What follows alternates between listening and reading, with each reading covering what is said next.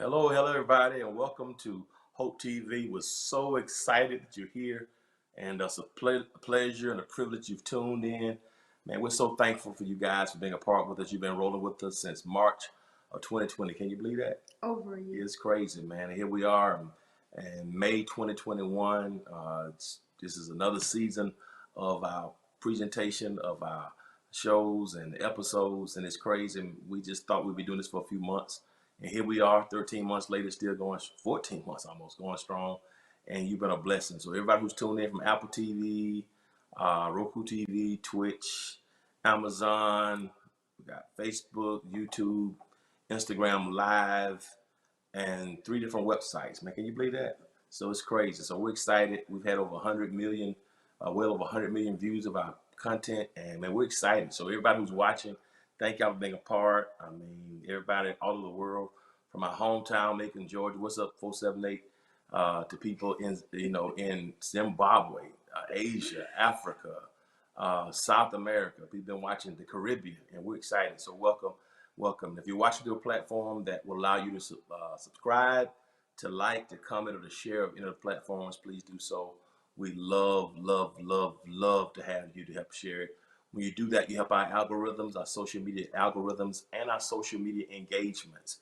So please help us get the word out. And we hit that share button. That's very important because it helps us to get other people. If you share it to one person watches it, hey, we've doubled the platform that quickly. So please help us do it. Anything you want to say to people as we get open? No, thank you always for tuning in. Yeah, we're excited today. This is Marriage Matters. It's probably one of the top shows now. We have over 30 shows that we're offering on a weekly basis. That's amazing. We're adding 2 new shows this season. One, a cooking show with Keith, and with the Gospel Music Lounge. We got a Gospel Music showcase now that we're offering. So just amazing. So welcome everybody. This started really in March of 2020 as something we're doing for the Women's Week, the week before quarantine started. And Andre and the women collaborated. We came together and did something. And can you believe that will lead to this? It's crazy. Yeah, it's crazy. So we're here and we're excited. We have a couple here today. It's very, very special to us. And we're not gonna hold you very long. Without any further ado, we got some special conversation tonight. A couple that we hold dear to us and been a blessing to our lives and our ministry. And we want to welcome tonight to the show the McDonald's. We got Larry and Alicia McDonald. Yo, what's up, fam? How y'all doing? Hey, how y'all doing? Hey. Yeah, welcome. Glad to have y'all. Good to see y'all. I hadn't seen you in a while. No pandemic got us shut down, but good to see y'all. Hopefully y'all can put something on the grill when this pandemic is over. You know, we love to be y'all's guests. We got you. So we're going to start off like we always do with every show. We always ask, of course, ladies first, because we know, God loves the truth. Yeah. And he knows it's going to come from the ladies. So ask Eve that. Okay, so Alicia, tell us how you guys met and how, Jake just wouldn't leave you alone, so you finally gave in to him. Okay, so we met at Dillard's department stores in Macon, Georgia. Jake had just moved from Florida, and he was the new dock manager when the store first opened. I don't know if y'all remember that, but Dillard just come to Macon. And he was the dock manager at that time. So he's like the first person that you see when you come in, when you enter in to clock in. So I checked him out, as I was clocking in. I spoke to him every morning or whatever. And he was checking me out too, but he just didn't want to let let me know. But I just started speaking to him every day, and when he would call upstairs to let us know that he was going to lunch, like I worked in I was cash operations specialist. So when the operator used to go to lunch, I used to watch the phone for her. So he would call and he would let me know, I'm going to lunch. So I just, maybe after 3 or 4 times, I was like, so when are you going to take me to lunch? And I guess the rest is history. I like it. No, she left out some things. So, Jake, I've known Alicia all her life, and so I know that's just half the story. Yes, I appreciate her telling. I think she told herself a little bit. She like most of us. She told herself a little bit, but I want you to give me the real, the dirt, the nitty gritty. I want you to give me the detailed version. Give me the Florida version of the story. Let me hear it from you. Okay, so how it really went down. The way like she said, everybody came through the back door, and my desk kind of sat there. I was like watching. I could see everybody come in and out the door. So yeah, she used to come through and she used to be checking me out. And after a while, she had a coworker, an older lady that worked up there with her, who she sent downstairs to my desk and said, Alicia wants you to take her to lunch. And I was like, whoa. I was like, no, you don't remember that, dude. No, yeah, but I did ask you on the operator. I don't remember that one. Okay. She came down and she said, Alicia wants you to take her to lunch. So, yeah, at first I was like, oh, and then I told her, I was called up and said, I'm going to lunch. And then she said, well, when you going to take me to lunch? I said, well, you can go with me now. And so we went to this Mexican restaurant that was down the street from the mall. Go on and tell it. You know you want to tell it. Go on and tell it. I guess she wasn't used to going into an authentic Mexican restaurant. So she ordered a taco salad. She thought she was getting a taco salad from Taco Bell. So I had to explain to her this is a real Mexican food here. So yeah, because she couldn't eat none of it. After that, it just grew from there. She just. Even the store manager knew. He was like, "Ooh, I think Alicia has something for you. She has her eye on you." So I was like, "Oh no, I'm good." But so listen, for all of our single ladies that are watching this show, it's okay to make the first move. See what resulted from Alicia making that first move? I've been saying all the time. Listen, if you kind of shy. If you watching, you're singing, you kind of shy to make that first move, go find an old lady who don't mind talking for you and put her up to do the work for you. That's all you got to do. Find somebody intercede for you. Hey, he can't what are you going to tell the old lady no? He can't tell the old lady no. So that's smart. That's straight That's East wisdom. Macon. That's straight East Macon. That's East Macon genius. And my sister knew how to pull that sucker in, and she pulled it in. So to God be the glory. Whoever the old lady is, God bless you. They owe you lunch. Yeah, I don't know. It's been a while. It's been a while. Really?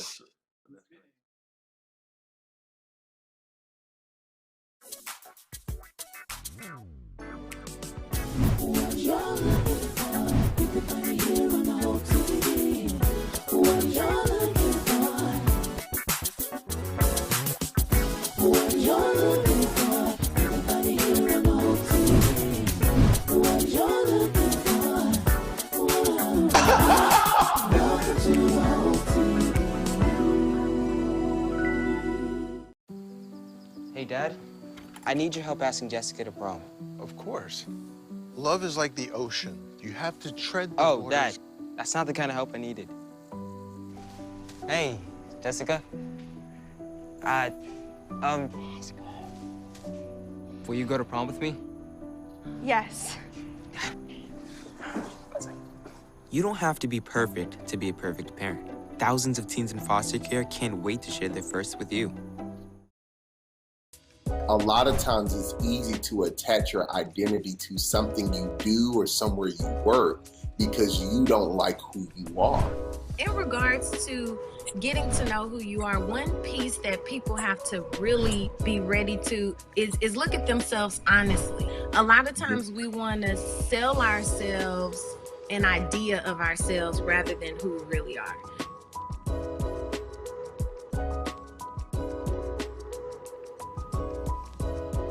So how long did you all date before you got married? What it was, because I know I was in Macon for a year and then I went back to Florida. So I was in almost 4 years. It was about 4 years? Almost 4 years. I was in Macon for like a year and a half, a year and a half, a little over a year, and then I transferred and I went down to Macon to open up another store. Went down, not Macon, but Orlando. So let me ask you this. So with the long distance relationship, how did that work? Like dating the long distance thing? She was glad to get on that road to come see me. I couldn't keep up. We flew. I flew a lot too. Yeah. I was kind of in a new part of Orlando, Oviedo. It was just starting to grow. It wasn't much out there, so.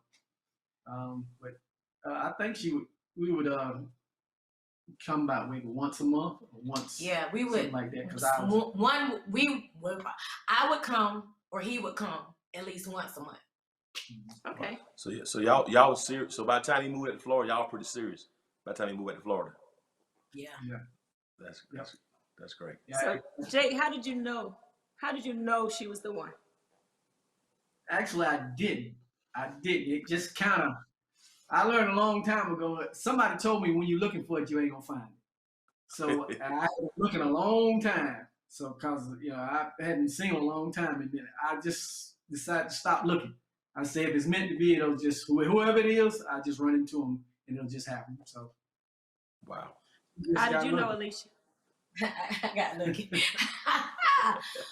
I would say it was probably like the first time we had an argument and he actually stopped and listened to what I had to say. And he was able to tell me exactly, I heard what you said. I heard you. He wanted me to know that he really heard me and understood my point. And I was like, okay, this might work. That's good. That's crazy. That's great. Man. So let me ask you this, Alicia. Now, okay, he has two.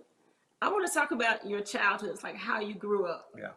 I know a lot of your story, Alicia, but, tell us, how you grew up, your parents, how you were raised, and then we'll go to Jake.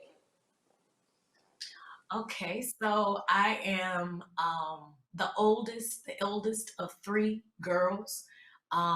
We were brought up in the church.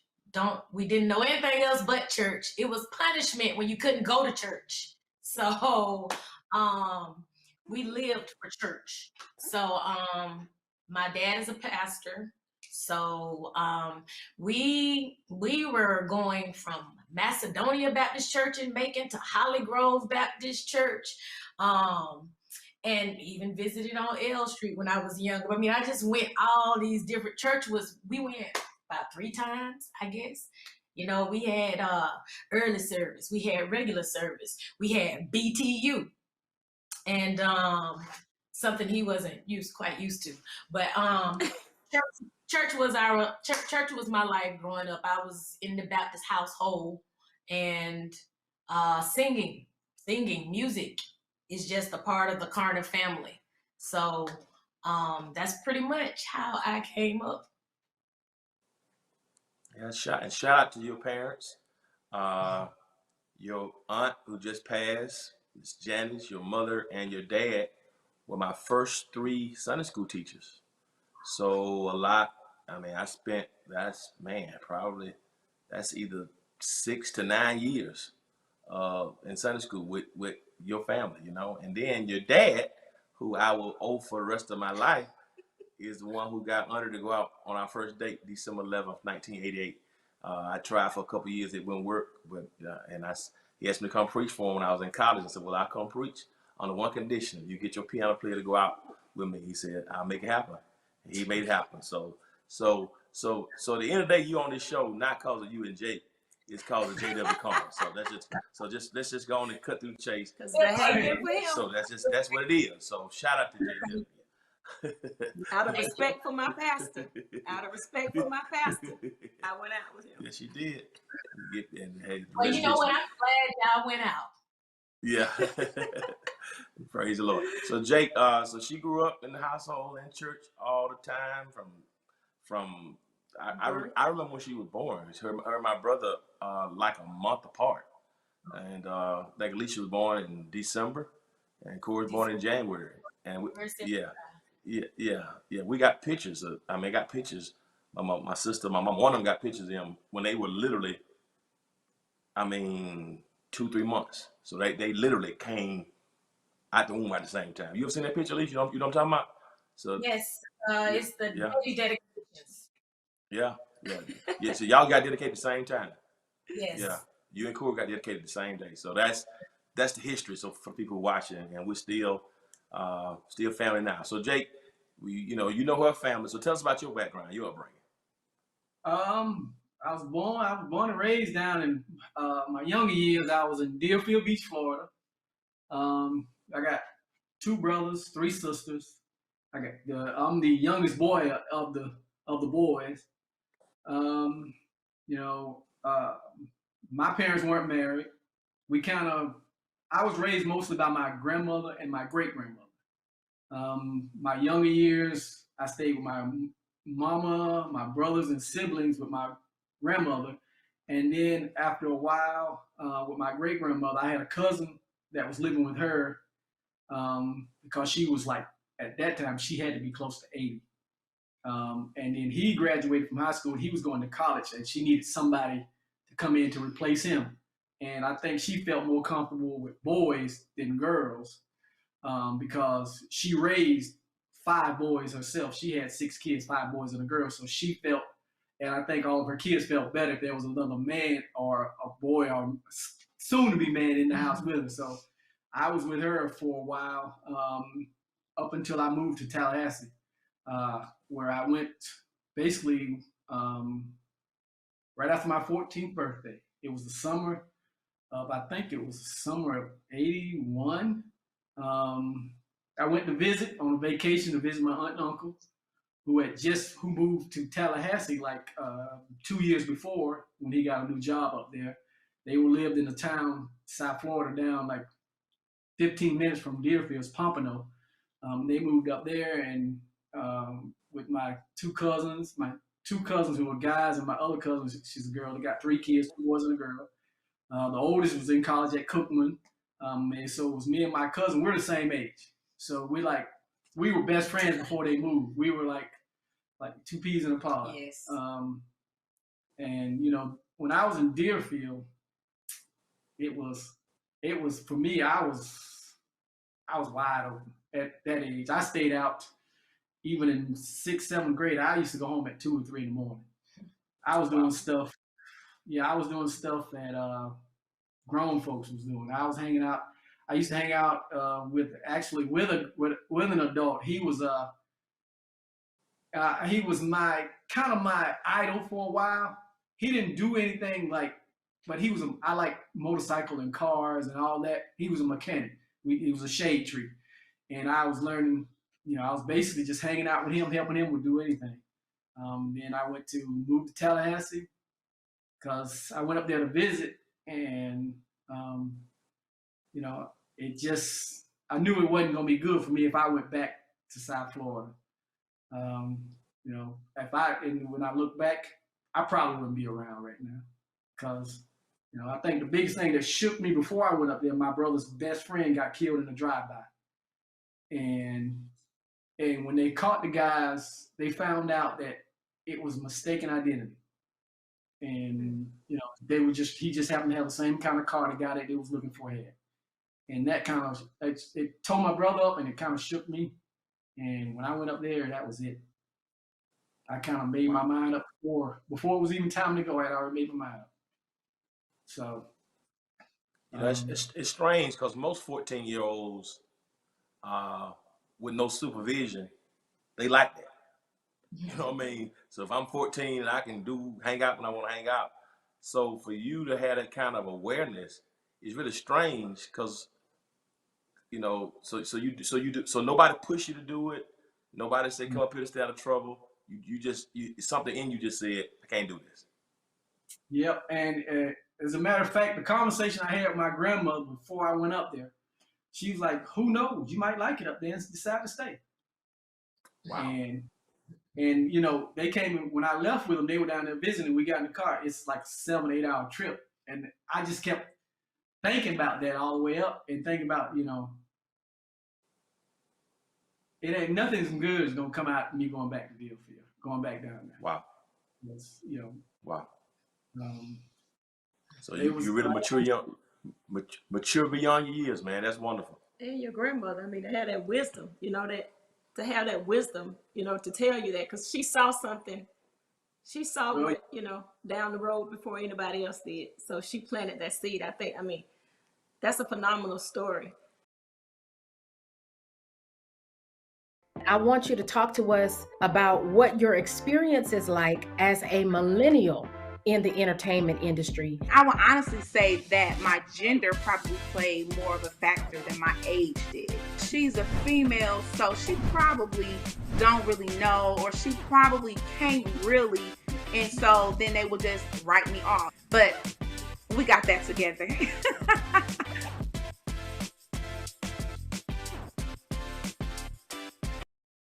This is the story of a boy who is very sensitive to lights and sounds. So he built secret hiding places where nothing could get in. The boy didn't like looking people in the eye. It made him feel uncomfortable. One day, he found out he had something called autism. His family got him help, and slowly, he learned how to live with it better. Early intervention can make a lifetime of difference. Learn the signs at autismspeaks.org. These movements like COVID, BLM, how do you think it's affected the Black dollar? It's affected the Black dollar, especially with COVID-19, where so many people have lost their jobs.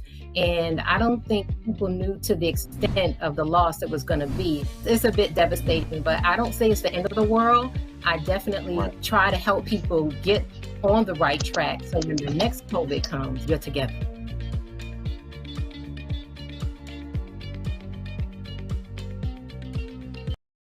Let me ask you this. So I know Alicia's dad can be a straight clown.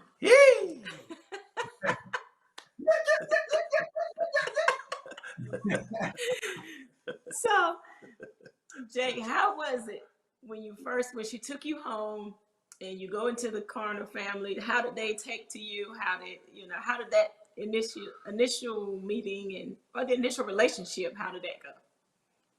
The first time I met the family, they invited me over for dinner. When I pulled up, Jennifer was riding her bike in the front of the thing, and she ran to me and said, "Hi, my name is Jennifer. I'm the baby." And then I went in. Her dad, he kind of accepted me right off. It was like we were almost like we already knew each other. But Mama. Yeah, I tease her till this day. I say, you ain't even like me when you first met me. I tell her that right to this day. And she just say, no, that ain't true. That ain't true. I say, yes, it is. Yes, it is. That's the weirdest thing to me. That's so weird to me because she is like the sweetest, most it's quiet. like an angel, like the most. Is you anemic? No, yeah. Well, the thing. You know how you pick up? You can pick up, you can sense something. Yeah, you just, his vibe was, oh yeah, I might have me a son-in-law. Her vibe was, I don't know about this one right here.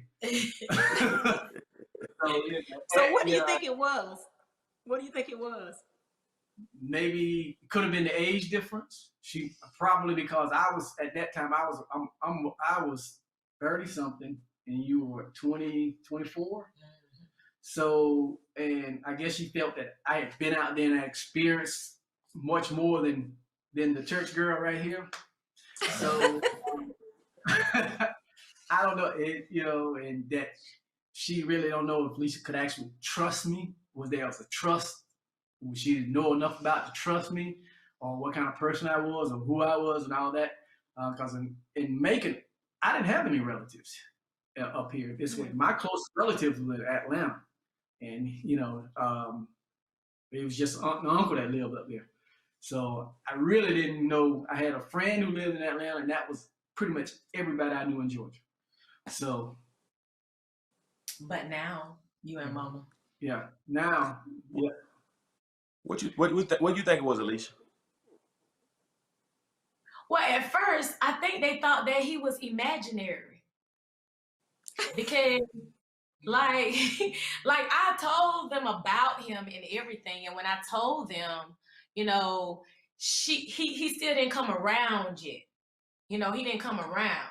So they were like, I think her main thing was like, yeah, we heard about you, but you never came. That was part of it. And then maybe the age difference.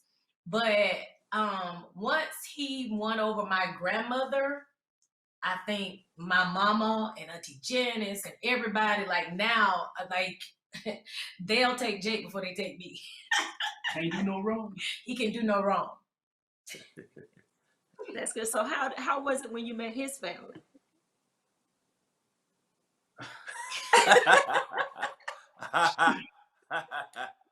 So I met all his siblings. I met his brothers and sisters, his cousin siblings as well, and close friends, and we all hit it off really, really, really well. But his aunt that picked up on raising him in Tallahassee, I give you a short story. Okay, remember I said we were working at Dillard's, and finally I got the phone number, right? He gave me the number. He said, call me, So I called him one day after 11 a.m. and a chick answered the phone. Like a chick that sounded like she was my age. So I said, So I said, do I have the right number? And that's what I'm thinking in my head. And so, okay, so I was stunned. And I said, is he home? And she was like, no, but he'll be back, blah, blah, blah, blah. So I didn't hear anything else after that conversation. I just hung up the phone. So I told him about it, and I said, you asked me to call you, and then a chick answered your phone, like at your apartment. Like, what's that? Do you have a girlfriend? What's really going on? So he said, no, it's nothing like that, or whatever. He was like, no, call me again. So a couple days later, I called him, and here's another female with a different voice answering the telephone. So I'm a little, perturbed. I'm a little flustered. I'm just like, okay. I said, well, he asked me to call him. I said, who is this? So the response I got back was, this is his mother. Who is this? So, that was the way I met his aunt. Oh my God. So I had to pick up my face off the floor, and then I couldn't tell her the reason why I was upset, because then that would be putting him out there. So I was just like, I apologize. I am so sorry. And that was the end of it. And then I think I met her like that same week in person. Mm-hmm. So I apologized again. But she did not hold it against me at all. And I told her after the fact what that was all about. And of course, she understood what was going on. So, but me and his family, we all get along. We get along well. But that's how I met his aunt in Tallahassee. So what about his uncle? Jake, was he like your dad? Was he like that father figure for you? Because I know you mentioned your mom, your grandmom, your great grandmom. Who was your father? Well, when I was living in Deerfield, it was all my uncles. You feared the uncles, basically. My dad lived in Deerfield, but you know, he had a whole other family they didn't even live that far from where we were living. I just, you know, it was just one of those things that, you know, I got other siblings with him. I got like 3 other brothers. Well, because my daddy still was having babies while I was in college.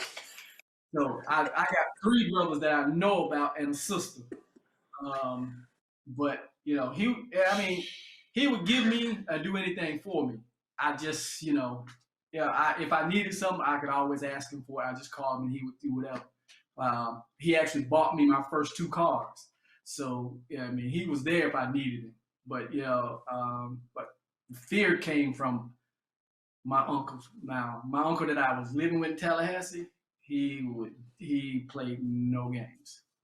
He was known in Pompano as King Davis. And you didn't mess with King Davis.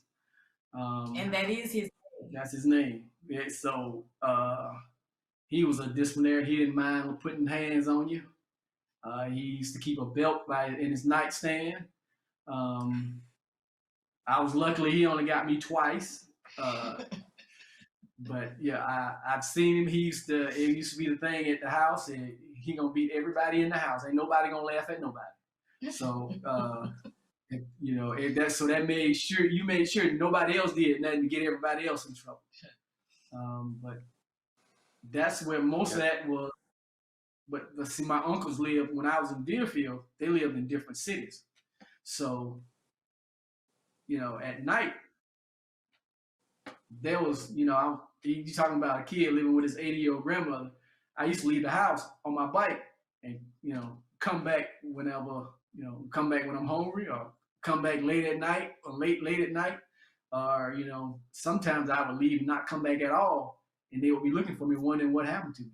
So I, you know, went over to my cousin's house somewhere else, or somebody else. Wow. Yep. Until I moved. It's strange. It's, you know, hear that story. You know, one of my nephews, when he was about 12, 13, started that same path. You know, joined a gang, and I wanted him to come live with me. Smart as a whip, and he came to stay with us the summer. And I wanted to keep him, and you know, because I saw he was going down a bad path. So he came up here with us, you know, and just thrived, was doing well. And yet when it was time to stay, to get him back in school, his mom, my sister, you know, rather than let us have him, she decided, you know, I want him to come home. I want him to send him back home. And I think, you know, to this day, that kind of bothers both of us, because we know he made some choices, some decisions with his life. You know, a lot of his potential, and you know, we know God is in control of everything, but we just think he could have thrived and done a whole lot more had she just, you know, released him. And you know, so it's just, you know, I think that's a good thing for parents. You Yeah, know? yeah. Sometimes you have to, you have to make decisions that are best for them. And I'm just, you know, it's just a blessing that your grandmother even saw that to say you might like it and you might want to stay, you know. She didn't say, I want him to come back, you know, your great grandmother, I miss him, I need somebody staying with me. You know, those were unselfish moves. Yeah, absolutely. And now y'all got 2 boys yourself. Talk about those. Talk about them. Well, you got Connor, he's 12, and Caden, he's 7.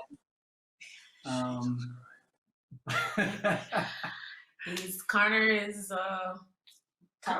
as tall as you now. He's about, he's maybe 2 inches shorter than me now. He's almost like, we almost eye to eye. Everybody's past me. Yeah. Wow. It didn't take much. Yeah, sure Wow. did. Yeah. 12 and 7. Wow. Did y'all ever want any girls? No, it couldn't be like another one of me, and we would be able to live. It wouldn't be. I feel you. I feel you.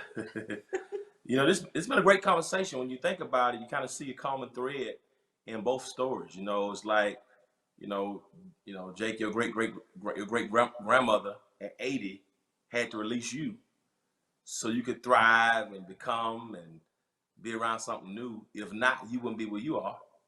And Alicia, your mother, that's unbelievable to me. That Miss Connor, but loving her daughters, loving her daughters. But she had to release you so you can enjoy the relationship that you have now with your husband.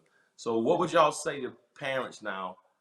There's a parent who's watching right now who their daughter, son is getting ready to get married or something, or move out of town. What kind of advice, what would you say to those parents who can't let go? I think we out of time already. I can't believe we out of time. But I want y'all to give a word, and I need y'all to come back next week because I didn't get to have the question. So we're gonna close out with this one. What kind of advice would you give to the parents, who are in the shoes you were in, Alicia, when you met Jake, when you were, leaving Deerfield to go to Tallahassee? What kind of advice would you give to the parents about releasing their children so they can be what they got to be? What would you say to them? I would say that, especially once, in my situation, once the child gets to a certain age where they know right from wrong and they can make their own decisions, because in the end, I think for my mom, what it was she has to live that life and I have to live mine. I can't live her life for her. So I think that was one thing that helped her to release me, was basically like, I need you to just go and be happy. And that's pretty much what I would encourage them, that, once they know right from wrong, you got to release them and let them make their own mistakes. You got to and let them make their own choices, because some of those choices will turn out to be good decisions. So you just have to let them live their lives. That's good. Jay, what'd you say? For me, I would think the parents need to think what's best for that child. Don't think about, oh, I'm losing my baby. I'm not going to see my baby. I moved and I saw my parents, and I saw them whenever, they were a phone call away if I wanted to talk to them. I think overall you have to think about what's best for the future, for that child in their future. Even if it means, I'm not saying you give them up and you give them away. You do something and you make the decision that's going to make them and benefit them later on down the road. Because at the end of the day, you're not going to be there for them forever. So they got to learn how to survive.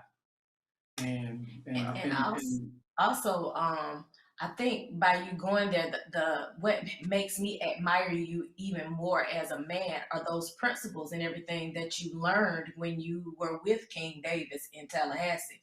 The things that you do for our family, how you take care of us, how you respect me, how you teach the boys how to respect others as well.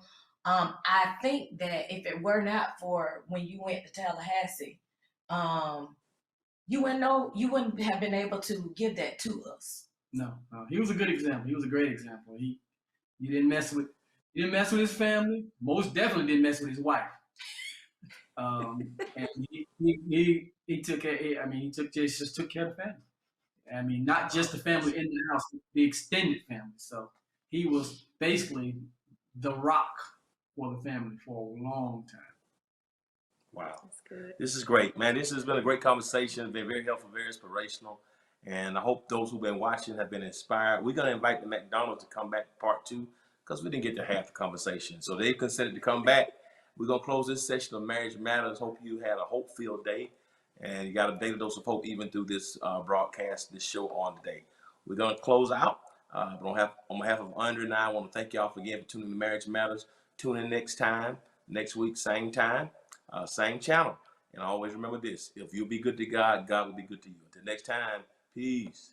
Bye.